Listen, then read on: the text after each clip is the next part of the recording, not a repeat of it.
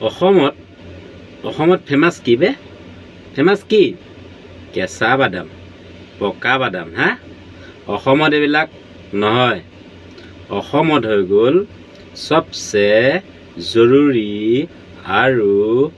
সবচে ফেমাছ সাৰ দিয়া চব্জি কবি বিলাহী ফুলকবি বন্ধাকবি এইবিলাক হ'ল আমাৰ অসমৰ ভেৰাইটিজ চব্জিবিলাক সবচে ফেভাৰেট হৈ আছে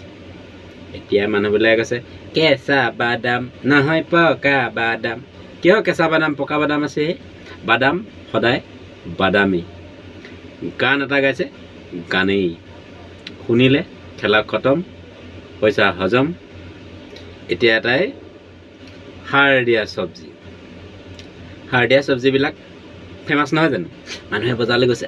ধুনীয়া চব্জি দেই ৱাও কি ধুনীয়া বেঙেনা ৱাও কি ধুনীয়া ফুলকবি ঘপা লৈ গৈ খাই দিছে মানুহৰ আয়ুস শেষ নাই